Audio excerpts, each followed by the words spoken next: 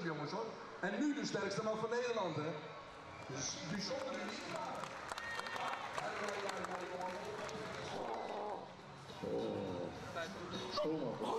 Voor. Vensterman. En dan die machtige schouders eronder. Pas. Ja, mooi. Boem, boem, boem. Sterk hoor. Ja, sterk. Makkelijk.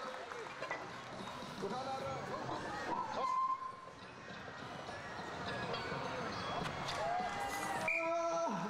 ja, hij staat. Hij staat. Nee, het is altijd lekker uit de eerste dingen inpakken. En, nou, ik voel me lekker, ik voel me nou weer fit. En, dat zou ik ben nog sinds een week eigenlijk weer helemaal fit. En dat is correct op die geweest.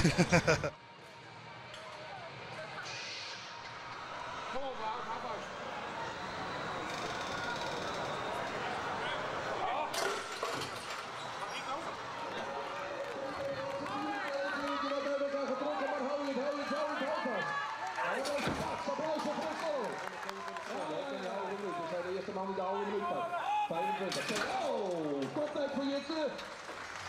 26, 28. 26, 28. Die zit zich ergens ertussen, denk ik. Kijk, een stukje mee op Peter Bouters. Jongens. Caramba. Wat gebeurt hier? Het was echt zweer. Voor het eerst ik zo'n 40 seconden met hetzelfde onderdeel. Met dezelfde auto's, dus de enige verklaring is dat ze gewoon steiler stingen als voor het eerst. Dus dan wordt het voet een stuk reger op zichzelf. Maar die auto's die zijn overal, wat bent dik 1500 kilo lopen steeds. Dus ja, ik kon echt het langer vasthouden.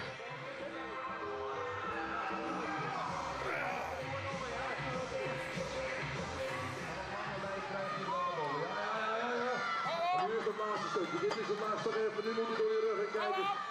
Ja, kijk eens, nu moet hij uit die lopen. Nu moet hij volledig de straf. Ja.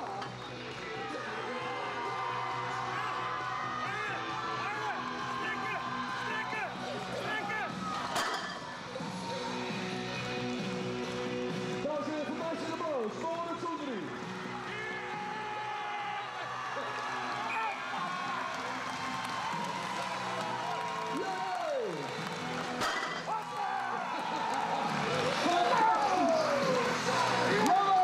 Super! 30 kilo meer dan wat ik ooit lotsen heb. Ja. Heerlijk. Ja. Ja, daar droom je van. Hè, dat nou zo gaat. En het is niet mijn favoriete onderdeel, maar ik denk dat het daar moet werken.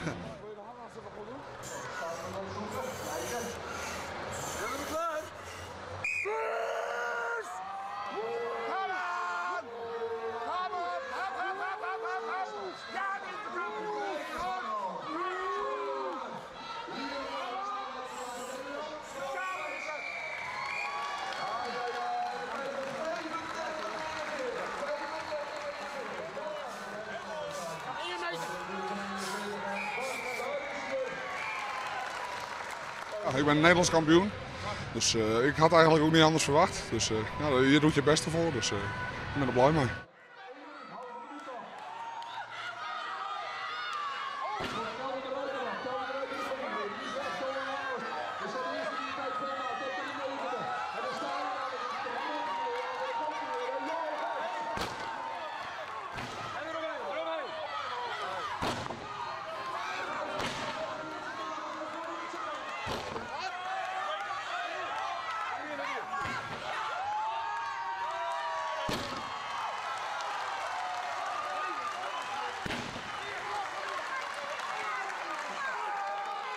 Ja, je schrijft wel historie inderdaad.